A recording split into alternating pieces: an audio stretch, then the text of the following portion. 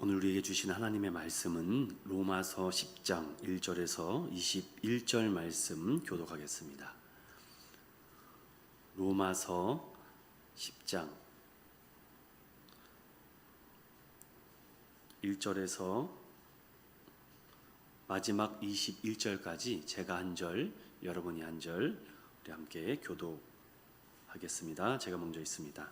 형제들아, 내 마음에 원하는 바와 하나님께 구하는 바는 이스라엘을 위함이니 곧 그들로 구원을 받게 함이라. 내가 증언하노니 그들이 하나님께 열심히 있으나 올바른 지식을 따른 것이 아니니라.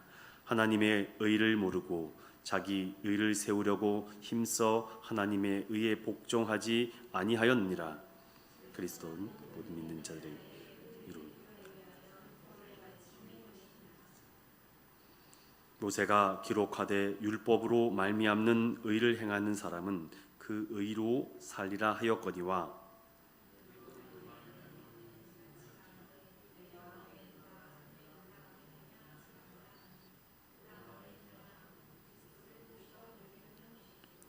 혹은 누가 무저갱에 내려가겠느냐 하지 말라 하니 내려가겠느냐 함은 그리스도를 죽은 자 가운데서 모셔 올리려는 것이라. 그러면 무엇을 말하느냐? 말씀이 내게 가까워 내 입에 있으며 내 마음에 있다 하였으니 곧 우리가 하는 믿음의 말씀이라. 내가 만일 내 입으로 예수를 주로 시인하며 또 하나님께서 그를 죽은 자 가운데서 살리신 것을 내 마음에 믿으면 구원을 받으리라. 사람이 의에 이르고 입으로 시인하여 구원에 이르느니라. 성경에 이르되 누구든지 그를 믿는 자는 부끄러움을 당하지 아니하리라 하니 유대인이나 헬라인이나 차별이 없음이라. 한 분이신 주께서 모든 사람의 주가 되사 그를 부르는 모든 사람에게 부요하시도다. 누구든지 주의 이름을 부르는 자는 구원을 받으리라. 그런즉 그들이 믿지 아니하는 이를 어찌 부르리요? 듣지도 못한 이를 어찌 믿으리요? 전파하는 자가 없이 어찌 들으리요? 보내심을 받지 아니하였으면 어찌 전파하리요? 기록된 바 아름답도다 좋은 소식을 전하는 자들의 발이여함과 같으니라. 그러나 그들이 다 복음을 순종하지 아니하였도다.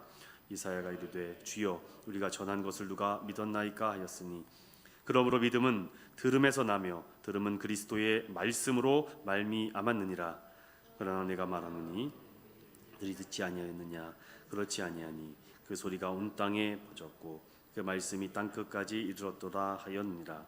그러나 내가 말하노니 이스라엘이 알지 못하였느냐? 먼저 모세가 이르되 내가 백성 아닌 자로서 너희를 시기하게 하며 미련한 백성으로서 너희를 노엽게 하리라 하였고 이사야는 매우 담대하여 내가 나를 찾지 아니한 자들에게 찾은 바 되고 내가 묻지 아니한 자들에게 나타났노라 말하였고. 함께 봅니다.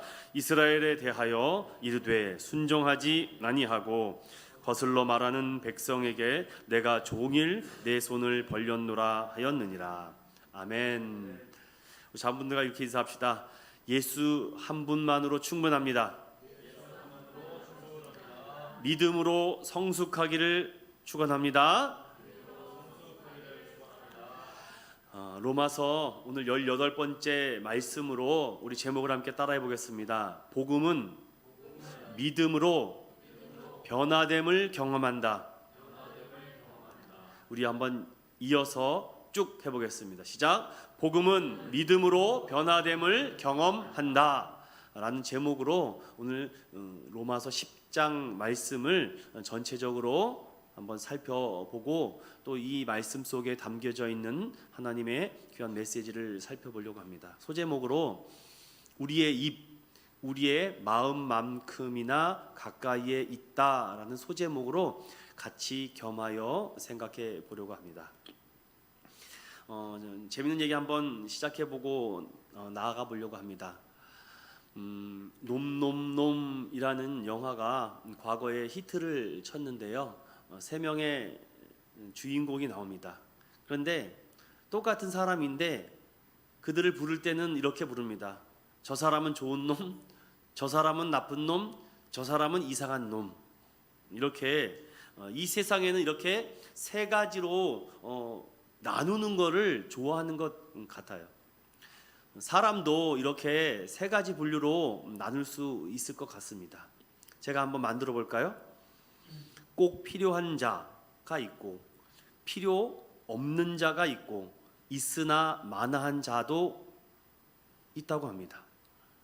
또 열심히 일하는 자가 있고 열심히 일 안 하는 자가 있고 이상하게 일하는 사람이 있다고 합니다. 그럼 우리 편에서 참된 믿는 자가 있고 안 믿는 자가 있고 이상하게 믿는 자가 있다라고 생각해 보게 됩니다. 자, 인간은 어느 편에 서야 됩니다. 좋든 나쁘든 이상하든 이 세 가지의 길에 선다면 여러분 어느 편에 서야 될까요? 저는 여러분에게 이렇게 제시 한번 드리고 싶습니다. 인간은 어느 편에 서든지 욕을 먹습니다. 좋은 사람도 욕을 먹고 나쁜 사람도 욕을 먹고 이상한 사람도 욕을 먹습니다. 그렇다면 어차피 욕을 먹는다면 어느 편에 서서 욕을 먹기를 원하십니까? 저는 이왕이면 좋은 편에 참되게 믿는 사람, 열심히 사는 사람, 또한 꼭 필요한 편에 서서 욕을 먹는 것이 현숙한 사람 아닐까요? 이런 말이 있습니다. 인간은 어딘가에서 선택되어진다. 등급이 매겨진다고 하죠. 우리는 이렇게 등급을 매겨지는 것을 좋아하지 않죠.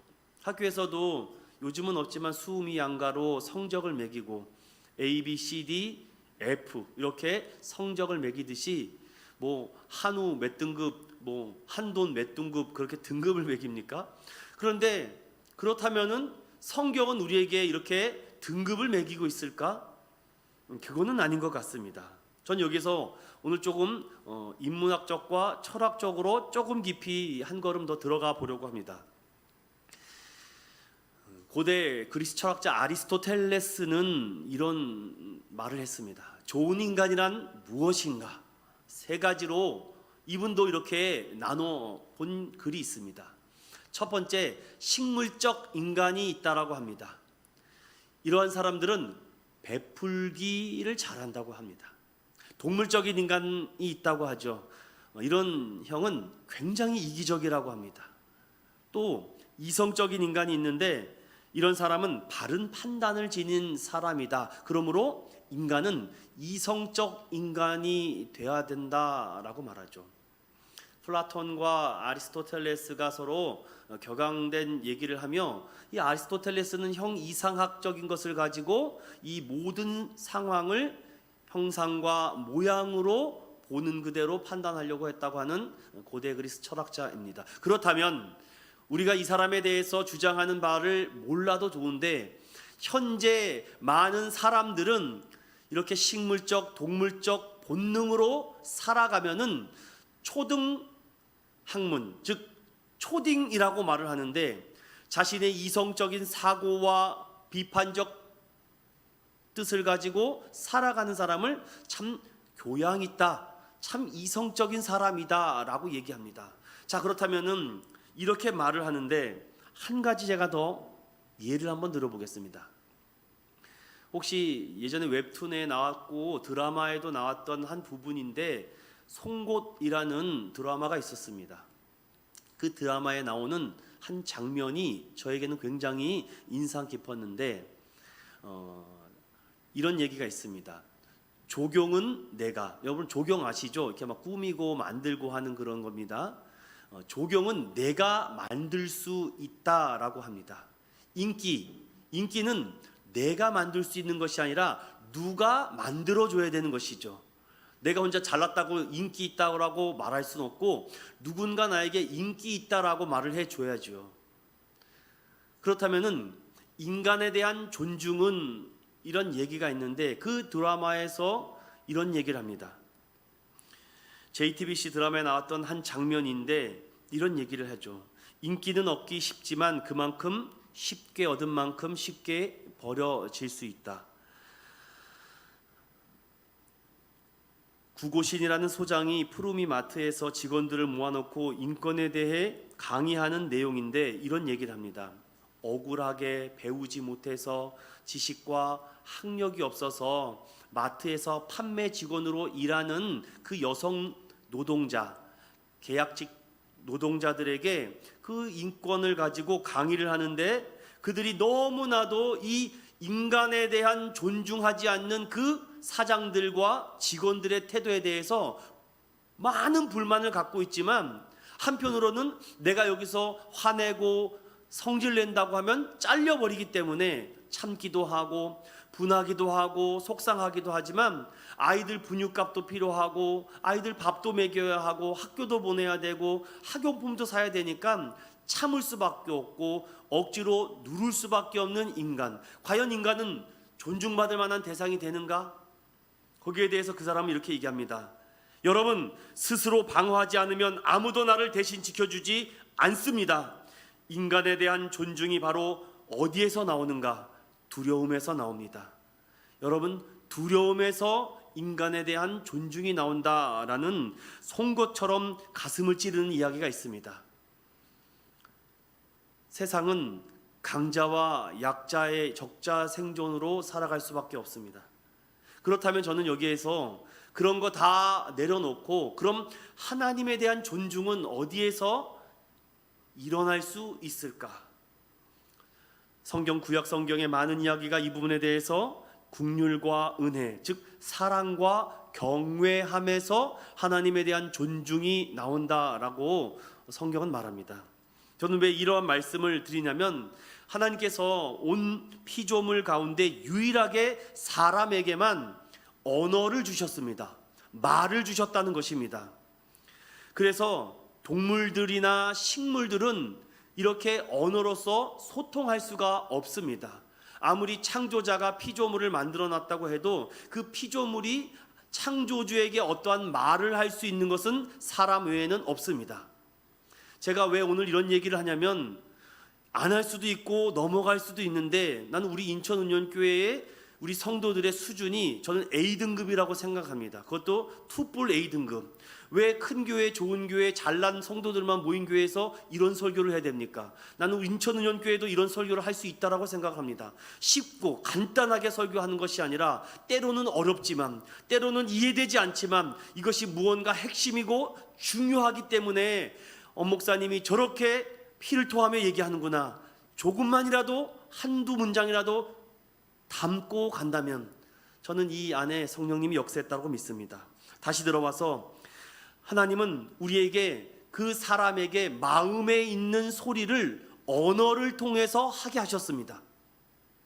동물들은 소리나 어떤 다른 것을 통해서 소통하는데, 사람은 그렇게 할 필요가 없습니다. 말을 하면 되죠. 그리고 글을 주셨습니다. 글과 언어로 대화를 하게 만들었습니다. 그래서 말을 할 수 있다는 점에서 인간은 하나님과의 공통점이 굉장히 많이 있습니다. 그만큼 하나님 자신은 바로 말씀이라고 했기 때문입니다. 말씀으로 세상을 만드셨다고 하고, 지금도 하나님과 인간의 관계를 갖는 유일한 수단이 있다면 바로 말, 언어, 단어라는 것입니다. 우리가 매일 기도를 드립니다. 잘 생각해 보십시오. 기도를 하는데 뭐 이상한 소리만 냅니다. 이게 기도입니까? 이건 동물들이 내는 소리입니다. 이건 무슨 소리입니까? 그건 기도가 아닙니다, 여러분. 기도는 무엇입니까? 창조주를 찾아야죠. 하나님, 제가 왔습니다. 주님, 은혜를 주십시오. 이것이 기도입니다. 그런데 우리가 기도에 잘못된 상념에 빠지게 되면 무슨 소리를 지릅니다. 그런 것이 잘못됐다라고 제가 폄하하는 것이 아니라, 이왕이면 기도할 때에 우리가 하나님이 주신 언어와 말과 단어로 기도해야 된다라는 말씀을 강조드리는 것입니다. 또 찬양은 어떻습니까? 그리고 우리가 찬양할 때 어떤 사람은 입을 꾹 다물고 있는 사람이 있습니다. 그러면 집에 가세요. 왜 교회 나와서 찬양 시간에 그렇게 멀뚱멀뚱 쳐다보고 있습니까? 그러면 안 돼요. 모르면 배우려고 하고, 오늘 찬양 인도자가 새로운 찬양 하시네, 어떻게 하는 것인지 귀담아 듣고, 뭔가 표정이라도, 야, 우리 인도자님 열심히 하시네, 이 얼굴이라도 방실방실 웃고만 있어도 은혜가 되지 않을까요? 어떤 교회를 갔는데 저 뒤에 앉아 계신 한 남자분이 팔을 이렇게 탁 끼고 찬양 시간에 계속 이러고 있습니다. 그럼 저는 마음 같으면 집에 가시라고 하고 싶어요. 그런데 어떻게 합니까? 그냥 계십시오라고 말하죠. 하나님이 보실 때는 어떨까? 과연 하나님을 존중하는 마음으로 앉아 있는 것인가? 아니면 무슨 관리하고 무슨 체크하고 채점을 매기려고 교회에 와 있는가? 우리 성도들이 과거에 그렇게 뜨겁게 찬양하고 기도했던 모습 속에서 점점 언어와 말로 찬양과 고백하는 것이 사라져가고 있습니다. 그러다 보니까 심지어는 부모 자녀들 간에도 대화가 사라지죠. 말이 안 통해 할 수가 없어. 제가 오늘 왜 이런 말씀을 계속 드리냐면은 우리가 기도하고 찬양 가운데 반드시 하나님은 그 마음의 표현이 나오고 우리의 감정이 드러나기 때문에 그것을 통해서 우리의 마음을 표현하지 않으면 모릅니다. 사랑하는 믿음의 성도 여러분, 스스로 말하고 고백하지 않으면 안 됩니다. 우리는 하나님이 아니에요. 무슨 생각을 갖고 있는지, 무슨 마음을 갖고 있는지 우리는 깨달을 수가 없습니다. 그래서 말을 해야 돼. 나 지금 아파. 여기다가 반창고 붙여줘. 말을 해야 됩니다. 나 배고파. 밥 줘. 근데 우리 한국의 성향 어때요? 딱 보면 알아서 밥 주기를 원하고, 알아서 아프면 약 사주기를 원하고, 가만히 보면 알아서 용돈 주기를 원하죠. 물론 그런 지덕체도 필요하겠죠. 그런데 시대가 너무 바뀐 것 같습니다. 정 말하기 쑥스러우면 카톡을 보내고 문자를 보내면 됩니다. 뭐 적절한 예인지는 모르겠지만 그만큼 기독교는요, 입술과 마음으로 신앙 고백하는 것이 정말로 중요합니다. 하나님을 사랑하면 찬양하십시오. 하나님이 너무 좋으면 감사와 영광을 돌리면 됩니다. 성경은 말씀합니다. 만일 내가 내 입으로 예수를 주로 시인해야 된다. 사람이 마음으로 믿어 의에 이르고 입으로 시인하여 구원에 이른다. 누구든지 주의 이름을 부르는 자는 구원을 얻는다.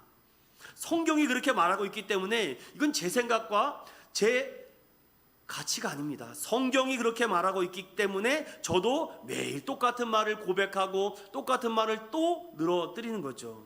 그래서 기독교와 복음은 입으로 고백하는 것이 너무 좋습니다. 너무 중요합니다.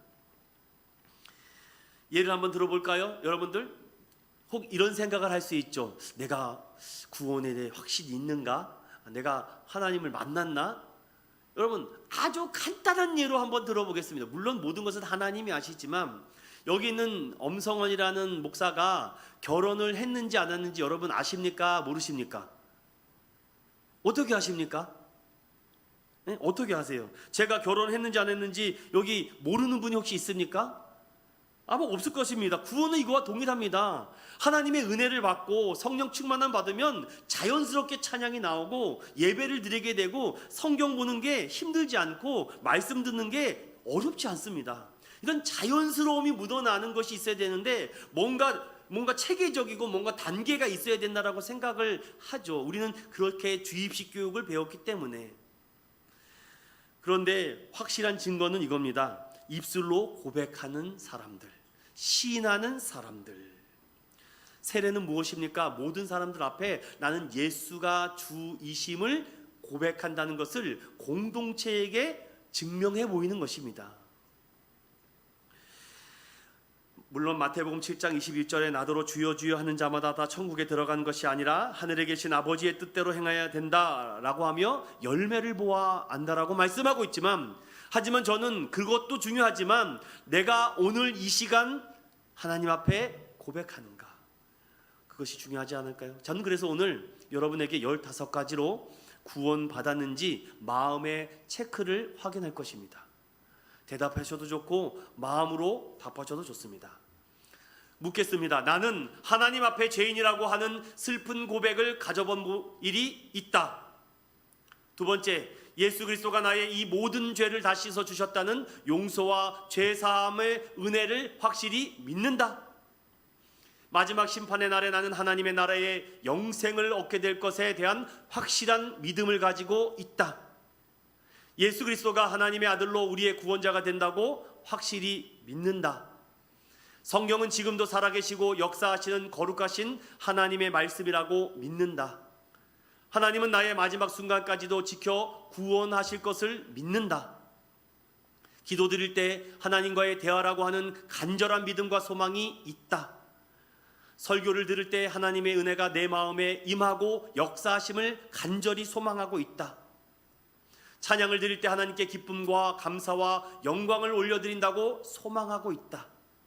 믿지 않는 영혼을 보면 불쌍한 마음이 여겨져 구원의 길로 인도할 마음을 가지고 있다. 나의 모든 소유는 다 하나님의 것이며 어느 때든지 주님께 온전히 드릴 마음이 있다. 내가 어떤 고난의 경우 어떤 상황을 만나도 예수 믿는다고 입으로 말할 수 있다. 사랑하는 믿음의 성도 여러분, 15가지 말고도 더 많은 질문이 있지만 여러분 마음속에 이 15가지가 모두 아멘 될 줄로 믿습니다. 자, 그렇다면 고린도후서 13장 5절을 한번 잠시 열어보겠습니다. 왜 제가 이러한 말씀을 굳이 이 짧은 설교 시간에 굳이 하는가? 설교 아무리 잘해도 소용없습니다. 여기 있는 이 15가지에 대해서 아멘이 안 되면 안 되죠. 그래서 사도 바울은 고린도후서 13장 5절에 이렇게 날마다 체크하라고 합니다. 함께 읽어보겠습니다. 13장 5절입니다. 시작. 너희는 믿음 안에 있는가 너희 자신을 시험하고 너희 자신을 확증하라. 예수 그리스도께서 너희 안에 계신 줄을 너희가 스스로 알지 못하느냐? 그렇지 않으면 너희는 버림받은 자니라. 오늘 이 고린도후서 13장 5절 말씀, 제가 굳이 이 설교 시간에 시간을 빌려서 여러분에게 굳이 한 이유는 너무나도 중요했기 때문에, 과거 선배 목사님들은 설교를 마치고 나서 꼭 성도들에게 확인을 했습니다. 사랑하는 집사님, 오늘 믿음으로 확신했습니까? 오늘 한 주간도 말씀 붙잡고 살 수 있습니까? 오늘도 성령 충만함으로 살아가겠습니까? 오늘도 예수 그리스도의 사랑으로 불붙는 마음으로 살아가겠습니까? 라고 확인을 하고 점검을 해야 되는데, 설교 딱 하고 나서 신경을 안 씁니다. 그 사람이 한 주간 돌아가서 믿음으로 살아가는지 말씀으로 살아가는지, 아니 혹 내가 오늘 밤에 내 영혼이 하나님 앞에 들림 받아서 천국에 갈 것이라는 확신이 있는가, 이렇게 확인을 하고 확증을 해야 되는데 그런 거는 별로 관심이 없습니다. 성도들은 그냥 오늘 교회 가서 밥 주면 좋고 뭐 좋은 일이 있으면 좋겠고 뭐 횡재하면 좋겠고 이런 생각만 가득 있다면은 구원받았다고 할 수 있을까요? 기독교 핵심의 신앙은 교회 생활을 하는 것이 있지 않습니다.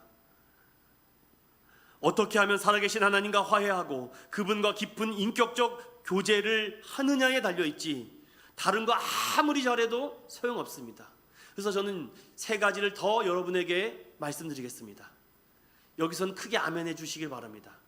예수를 믿는 기쁨이 이 세상에서 얻는 어떤 기쁨보다도 귀하다고 체험하고 살아가고 믿으십니까? 인간관계에 미움이 생겨 원수가 생길 때가 있는데 그를 위해 하나님께 간절히 기도하고 싶으십니까? 내가 승리하고 성취한 모든 것들이 나의 공로가 아니라 전적인 하나님의 은혜라고 믿으십니까? 사랑하는 믿음의 성도 여러분, 감사합니다. 여러분의 이러한 고백이 삶 가운데 걸어가며 뛰어가며 기도하며 찬양하며 말씀 들 때마다 날마다 이러한 믿음의 고백이 있기를 예수 그리스도 이름으로 축원드립니다. 예를 한번 드릴게요. 한 할머니가 실제 있었던 이야기라고 합니다.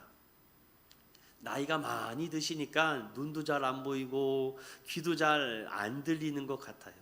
근데 이 할머니께서 이 복음에 대한 뜨거운 열정이 너무 강하다 보니까 어떻게 하면은 이 복음을 전할까라고 하다가 그래도 주머니가 섭섭지 않게 좀 있었던 것 같습니다. 그래서 대학생들, 20대의 대학생들을 상대로 아르바이트를 시킨 거죠. 어떤 아르바이트냐? 성경을 읽어주는 아르바이트. 그래서 할머니께서 대학생을 이제 초대해서 내가 일주일에 돈을 얼마나 줄 것이고 한 달이면 또 돈을 얼만큼 줄 테니까 너는 하루에 3-4시간만 성경을 읽어달라고. 그러니까 얼마나 편합니까? 앉아서 성경 3-4시간만 읽으면 뭐 수십만 원이 생긴다는데, 그랬더니 이 소식을 듣고 어떤 한 학생이 신청을 해서 아르바이트를 하죠. 그래서 그 청년이 읽기 시작합니다. 할머니께서 마태복음부터 읽어달라고 하셨다고 해요. 마태복음, 마가복음, 누가복음을 계속 읽었는데 성경을 읽다 보면은 예수님께서 이 복음과 죄사함과 은혜에 대한 강조에 말씀하시는 분이 있잖아요. 그럼 할머니가 이렇게 듣다가 잠깐만 총각, 내가 무슨 말인지 잘 모르겠네. 다시 한 번만 들려주게 바라네. 만약에 오늘 말씀을 예를 들면 주 예수를 믿으라 그리하면 너와 내 집이 구원을 얻겠다라는 그 사도행전 말씀을 읽을 때 뭐라고? 한 번만 더. 가로대 주 예수를 믿으라 그리하면 너와 제 집이 구원. 아니 뭐라고? 이렇게 3-4번을 반복을 시킨 겁니다. 참 할머니가 지혜롭지 않습니까? 할머니 마음에는 뭐 움직이지도 못하겠고 뭘 하지도 못하겠으니까 오히려 오게 만드는 거죠. 그런데 웬일입니까? 이 청년이 성경을 읽고 예수 믿었습니다. 그리고 그 할머니가 1년 동안 변화시킨 청년이 10명이나 됩니다. 여러분 돈 가지고 뭐합니까? 이렇게 하는 겁니다. 분명한 것은 그 할머니가 복음에 대한 확신과 믿음에 대한 구원의 능력이 그 안에 역사했기 때문에 오늘도 이 말씀이 있는 건 아닙니까? 저는 오늘 너무나도 중요하기 때문에 이 메시지로 여러분에게 시작하고 싶었습니다. 듣는 것, 마음으로 믿는 것, 입으로 시인하는 것이 우리 기독교와 복음의 가장 중요한 핵심인 것을 잊지 않는 저와 여러분 되시기를 축원드립니다. 자, 그렇다면 오늘 10장으로 잠깐 넘어가 보겠습니다. 지난 시간에 우리가 9장을 통해서 하나님이 선택받은 이스라엘 민족들이 왜 구원에서 떨어지는가? 그 이유를 여러 가지 예로 하나님은 이미 뱃속에서 야곱을 택했다. 내가 모세를 택하여 이스라엘 구원하기로 했다. 나는 국률의 하나님이기 때문에 내가 국률을 베풀 자에게 국률을 베풀고 구원할 줄 자를 구원한다. 그러므로 너희는 아무런 대꾸도 할 수 없다. 이런 말을 합니다. 그럼에도 이스라엘 백성들과 유대인들이 변화가 안 돼요. 왜냐? 모세의 계명만 잘 지키고 이 613가지의 계명만 잘 지키면 구원받는다. 왜냐? 우리는 아브라함의 자손이니까요. 이러한 사상과 이러한 전통이 깨지지 않습니다.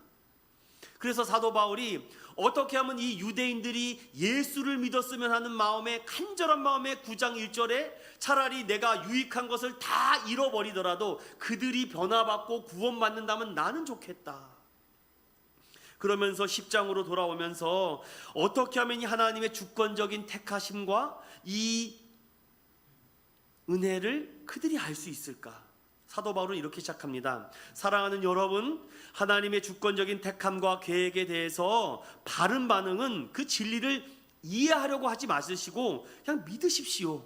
하나님의 은혜와 지혜와 능력과 찬양을 영광 돌리는 게 낫지 그게 무엇일까 고민하는 시간보다 믿음의 태도가 우리의 영적 고도를 넓혀준다고 합니다. 그래서 믿음으로 변화를 경험해야 되는데 이해해서 변화하려고 하니까 안 되죠. 그런가 안 그런가? 10장은 어떻게 구원이 이루어지는 데에 대해서 한번 다시금 정리해 주고 있습니다. 여러분 중요한 10장 4절만 읽어보겠습니다. 10장 4절입니다. 시작.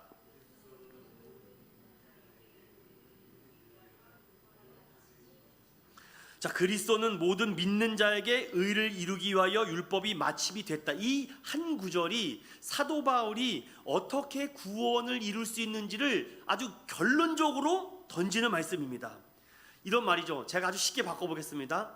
이스라엘 여러분, 유대인 여러분, 당신들이 왜 망한지 아십니까? 율법만 붙잡고 있어서 망한 것입니다.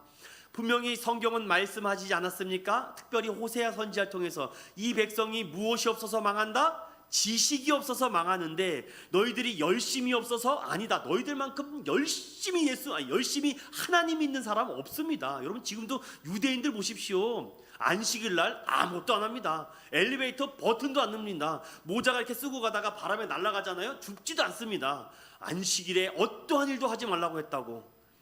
그렇게 지키는 민족이 유대인인데 오늘 사도 바울은 그렇게 열심과 그렇게 특심을 했다고 해서 구원받는 것이 아니라 그리스도는 모든 믿는 자에게 의를 이루시는데 너희가 그런 공로와 노력과 열심과 특심으로 구원받는 것이 아니다. 너희가 구원받을 수 있는 것은 오직 예수 그리스도를 믿으면 하나님의 의를 주신다는 이 놀라운 은혜를 믿으면 된다.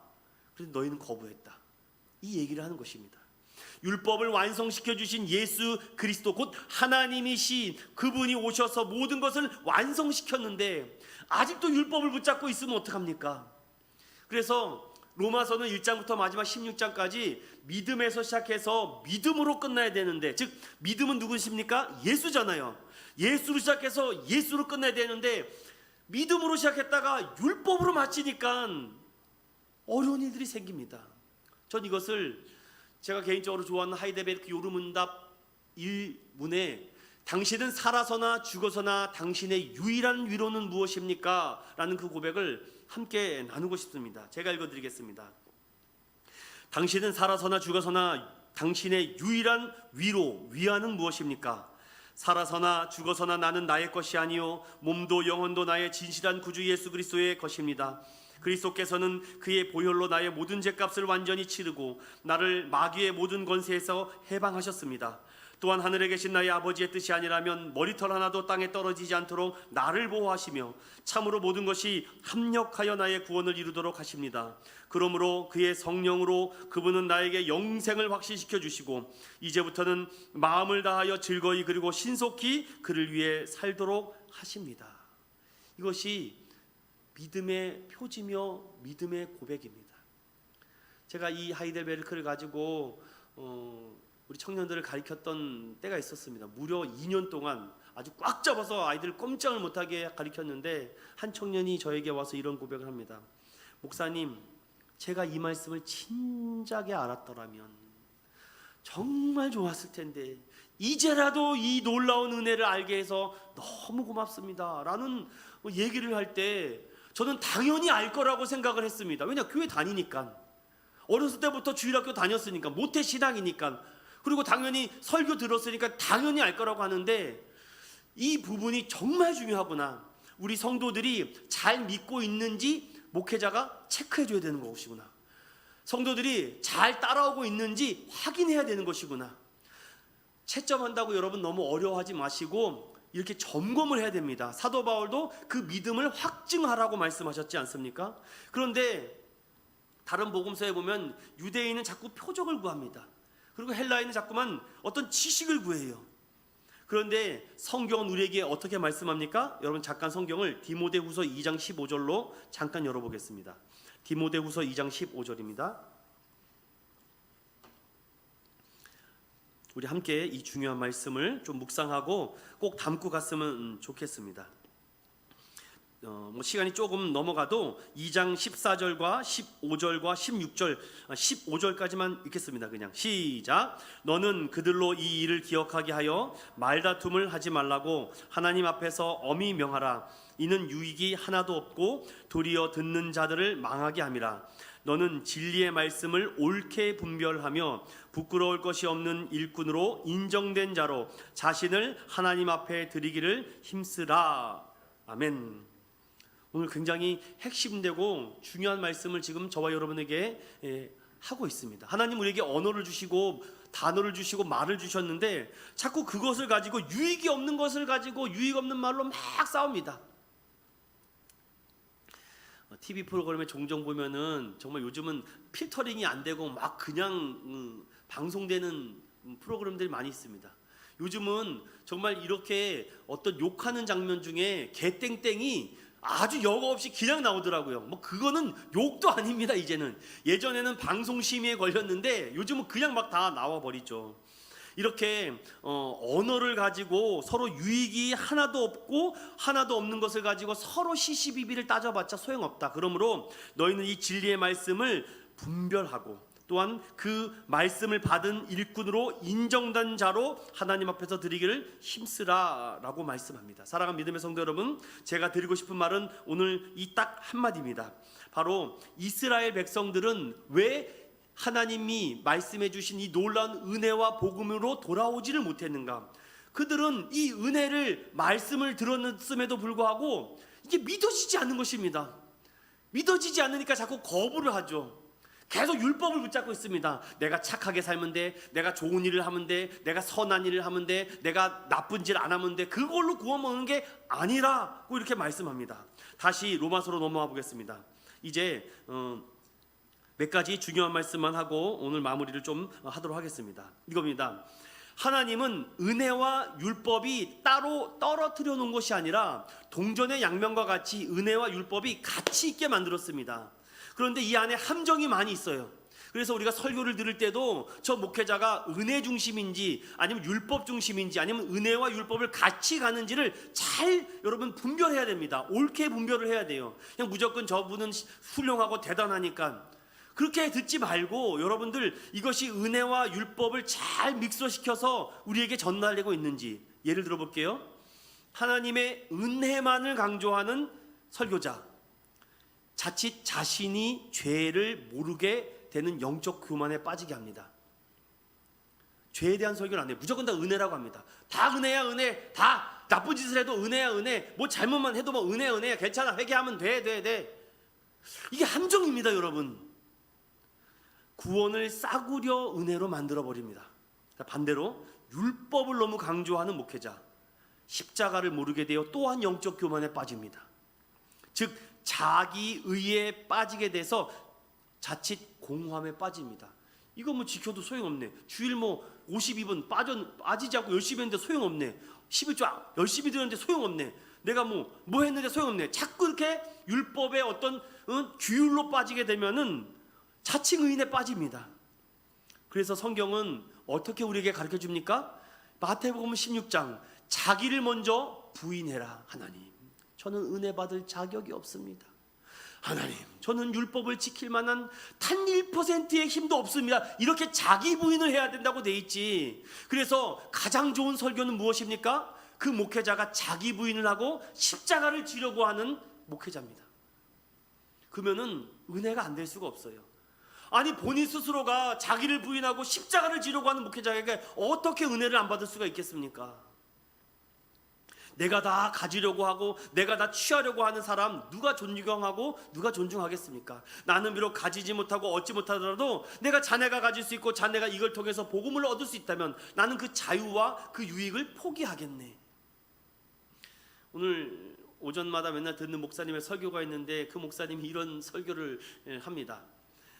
참 그런 용기가 있어야 됐다고 저도 생각을 했습니다. 사랑하는 성도 여러분, 다음 주 제가 하는 말이 아닙니다. 여러분 오해하지 마십시오. 다음 주 주일날 추석 연휴죠. 교회 오지 마세요.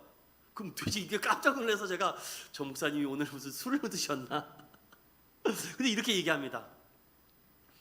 고향 내려가시면 그 교회 섬기시라고. 그 교회 지금 한두 명밖에 안 나온다고. 그 교회 너무 힘들어서 목사님이 지금 위축돼가지고 설교를 못한다고. 가서 자리 좀 지켜드리라고. 그리고 헌금 거기에서 하고 오라고. 순간 제가 그래 참 벌써 틀리구나. 이게 사이즈가 틀리구나. 벌써 생각하는 사이즈가 틀리구나. 지금 코로나로 인해서 그자도 교회에 막 몇 명 오지도 못하고 그렇다고 시골교회 가보십시오. 무슨 이런 유튜브 방송 시스템이 어디 있습니까? 그냥 오시는 분하고 그냥 설교하다가 끝나니까 그자도 없는 성도들 가지고 설교를 하려니까 힘도 빠지고 맥도 빠지고 자신도 없고 본문 읽어놓고 자꾸만 엉뚱한 생각도 들고. 그런데 그분이 그렇게 얘기를 하는데 참 개인적으로는 위로가 됐습니다. 여기 오지 말라는 거예요. 대형교회 오지 말고 추석만큼이라도 주일날 그 교회 가서 시골교회 고향교회 가서 예배 드려주라는 것입니다. 저는 그게 맞다라고 생각이 들었습니다. 그리고 그 교회 가서 감성금 드리고 예물 드리고 오라고. 그러면 그 교회 목사님이 얼마나 힘이 되겠습니까? 얼마나. 그래 아직은 희망이 있어. 아직 소망이 있어. 이 땅에는 이 교회가 마지막 희망이야. 이런 생각이 들지 않겠습니까? 물론 한두 번으로 위로가 되지는 못하겠지만 저는 그 잠시만이라도 힘이 될 것이라고 생각이 들었습니다. 사랑하는 믿음의 성도 여러분, 오늘 이 말씀이 그렇습니다. 우리가 이렇게 기록된 말씀을 가지고 우리가 말로만 하고 있질 않는가. 그래서 저는 너무 감사해서 하나님, 우리 인천은연교회가 좀 사랑받는 교회, 칭찬받는 교회가 되고 싶은데 제가 능력이 없습니다. 하나님, 제가 돈이 많으면 어떻게든 막 해보고 싶고 어떻게 뭐든지 막 해보고 싶은데 생각은 많은데 아직 제가 너무 미약합니다. 하나님, 은혜를 달라고. 하나님 내가 못하면 누구의 손이라도 빌려서 하나님 좀 은혜가 나타나게 해달라고. 정말 저는 얼마나 간절히 기도할 때가 있습니다. 그런데 하나님은 제 기도를 안 들어준 적이 없습니다. 전 너무 좋아요. 기도만 하면 됩니다. 그냥 하나님, 제가 이렇게 하고 싶습니다. 제가 하나님이 어떻게 합니까? 하니까 누군가의 손에 또 탁 이끌려서 또 도움의 손길이 탁 나타나고, 생각하지도 못했던 도움의 손길이 또 탁 나타나고. 저 혼자만 지금 너무 승리에 도취돼서 설교를 하는 것 같아서 죄송합니다. 그런데 여러분이 좀 이걸 알았으면 좋겠습니다. 율법과 은혜의 두 가지가 같이 공존해야 되는데 우리 믿음의 사람들은요, 이 두 가지를 놓고 이 중요하다는 사실을 아는데 그 두 가지에 너무 강조하다 보니까 은혜만 강조하고 율법만 강조하다 보니까 자칭 그리스도임, 또한 자칭 싸구려 보험으로 만들어버려서 우리가 예수님이 가르쳐 주신 그대로 간다면 먼저 나의 부인이 있어야 됩니다. 하나님, 은혜 좀 주세요. 우리 인천은행교회에 복을 주세요. 여러분 기도하십니까? 매일매일 우리 성도들에게 복을 주세요, 은혜를 주세요, 한번 재물 얻는 능력을 주세요, 정말 성령 충만을 주세요.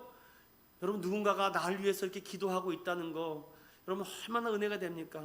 저는 예수님께서 보좌 우편에서 날마다 우리 교회를 위해서 이 부족한 종을 위해서 기도해 줄 수 있다, 기도하신다는 생각에 얼마나 힘이 되는지 모릅니다. 사랑하는 믿음의 성도 여러분, 나의 부인이 먼저 있고, 또한 중요한 것은 내가 십자가를 지려고 할 때 주님께서 그 무거운 십자가를 가볍게 해주실 줄로 믿습니다. 여러분, 이 한 주간도 그런 믿음으로 살아가기를 소망해요. 자, 그렇다면은 여러분 5절부터 여러분 마지막 이 13절까지 보면은 바울이 지금 가르치고 있는 구원의 길에 대해서 설명하고 있는데 제가 이렇게 정리를 한번 해봤습니다. 이것이 5절에서부터 17절까지 말씀을 한 페이지로 제가 정리를 해본 것입니다. 구원은 우리가 행하는 바로 되지 않고 우리가 믿는 바로 된다. 그래서 어차피 하나님이 선택하고 구원받은 사람이 있으니까 굳이 전도할 필요가 없다라고 말해서는 안 된다는 것입니다. 복음을 전할 책임을 면제해 주지는 않는다는 것이죠. 그래서 첫 번째로 중요한 것은 열심은 있으나 복음을 몰라서 망하는 성도들이 있다. 이스라엘이 망한 이유는 열심과 특심은 있는데 바른 지식이 없어서 망했다라고 성경은 말하죠. 그래서 성경은 구원은 하늘로 올라가는 이 거룩, 지옥에 내려갈 만큼 희생의 열심에 달린 것이 아니라 바로 사도들이 전파하는 믿음의 말씀, 이 복음을 듣는가 안 듣는가에 대한 구원 여부가 달려있다. 그러므로 십자가와 부활의 복음을 마음으로 믿고 입으로 날마다 시인하여 구원의 능력과 구원의 확신에 다가가는 저와 여러분 되시기를 축원합니다. 오늘 성경이 그 얘기를 하는 것입니다. 우리 중요하니까 9절과 10절 한번 다시 뜨겁게 한번 읽어볼까요? 시작. 내가 만일 내 입으로 예수를 주로 시인하여 또 하나님께서 그를 죽은 자 가운데서 살리신 것을 내 마음에 믿으면 구원을 받으리라. 사람이 마음으로 믿어 의에 이르고 입으로 시인하여 구원에 이르니라. 아멘. 오늘도 이 믿음의 고백이 우리 안에 날마다 있기를 소망합니다. 그래서 저는 이 말씀에 오늘 17절의 말씀을 또 두 번째로 이렇게 정리해보고 마무리해보려고 그래요. 복음을 듣는 자가 있다면 전하는 자가 있기 때문에 나도 들었다는 것이죠. 그래서 복음을 전파해야 듣고 믿어 구원을 얻으므로 먼저 믿는 자, 먼저 구원받은 자가 해야 될 일이 있다면은 그들이 믿지 않기 때문에, 안 듣기 때문에 여러분 포기한 것이 아니라 주님도 우리를 포기하지 않고 끝까지 붙잡아 주셨는데 그것은 우리가 전하지 않았기 때문에 무릇 경건하게 살고자 하는 핍박을 받는다. 여러분, 이 말씀을 잊지 않았으면 좋겠어요. 그래서 저는 바울이 예수님의 죽음과 부활에 근거하는 다른 구원의 방법으로 쭉 말씀하면서 이런 말씀이 있습니다. 11절에 부끄러움을 당하지 않겠다. 이 복음을 전하는 자 12절에 차별이 없다. 그를 부르는 모든 사람에게는 부요하게 하신다. 13절에 누구든지 주의 이름을 부르는 자는 구원을 얻는다 라고 말했지만 여러분 15절을 다 같이 읽어봅니다. 시작. 보내심을 받지 아니하였으면 어찌 전파하리요. 기록된 바 아름답도다 좋은 소식을 전하는 자들의 발이여함과 같으니라. 정말 은혜가 됩니다. 우리 성경 한 부분만 더 찾아보고 마치도록 하겠습니다. 다니엘 12장 3절과 4절의 말씀 잠깐 열어보겠습니다. 다니엘 12장 3절과 4절의 말씀. 저는 가능하면은 제 얘기를 하는 것보다 제가 왜 이러한 말씀을 전하는지 성경으로 좀 해답을 찾고자 하는 생각이 많습니다. 다니엘 12장 3절 4절 읽어봅니다. 시작. 지혜 있는 자는 궁창의 빛과 같이 빛날 것이요 많은 사람을 옳은 대로 돌아오게 한 자는 별과 같이 영원토록 빛나리라. 다니엘아, 마지막 때까지 이 말을 간수하고 이 글을 봉함하라. 많은 사람이 빨리 왕래하며 지식이 더하리라. 아멘. 여러분 때문에 누군가가 예수 믿게 됐다는 거, 그 어떠한 것보다도 하나님이 기뻐하십니다. 아멘입니까? 여러분 때문에 누군가가 예수를 알게 됐고, 누군가가 여러분 때문에 예수를 믿게 됐다면, 오늘 이 다니엘처럼 많은 사람을 옳은 대로 돌아가게 한 자는 별과 같이 하나님이 영원토록 빛나게 해주십니다. 저도 그러고 싶어요. 우리 교회에서 전도를 제일 많이 한 사람은 여기다가 이렇게 크게 이렇게 그냥 발바닥을 찍어드릴까요? 손바닥을 찍어드릴까요? 전신을 찍어드릴까요? 제가 형태 있어요. 어떻게 전신을 제가 성형해드릴까요? 찍어서 딱 이렇게. 그게 무슨 소용입니까? 하나님이 우리를 별과 같이 보신다는데. 이 말을 간수해서 여러분, 믿음은 복음을 들음에서 난다라는 이 말씀. 그래서 예수를 주로 고백하고, 또한 이 복음이 인격적으로 내 사역에 온전히 주님께 드리며, 날마다 입술로 고백하며, 또한 믿음으로 내가 구원받았는지 날마다 확증하고, 더 나아가 모든 사람이 구원에 이를 수 있도록 날마다 전도의 발과 입술의 고백이 있도록 하나님의 은혜가 필요하지 않을까요? 여러분, 오늘 제가 소제목으로 여러분에게 이런 말씀을 드렸습니다. 우리의 입, 우리의 마음만큼이나 가깝습니다. 하기에 달려 있어요. 내가 마음 먹기에 달려 있습니다. 오늘도 우리 주변에 정말 좋은 사람도 있고 나쁜 사람도 있고 이상한 사람도 있습니다. 그럼 좋은 사람에게는 복음이 필요 없습니까? 아닙니다. 나쁜 사람에게만 필요합니까? 아닙니다. 이상한 사람에게만 필요합니까? 그렇지 않습니다. 복음을 듣지 못한 모든 사람에게 이 예수 그리스도의 복음이 필요하여, 제가 여러분이 가는 곳에 복음이 있고 복음의 씨앗이 있고, 여러분이 가는 곳에 복음이 다시금 태어나는 그런 믿음의 신실한 영적 변화를 경험하는 저와 여러분 되시기를 예수님의 이름으로 축원드립니다.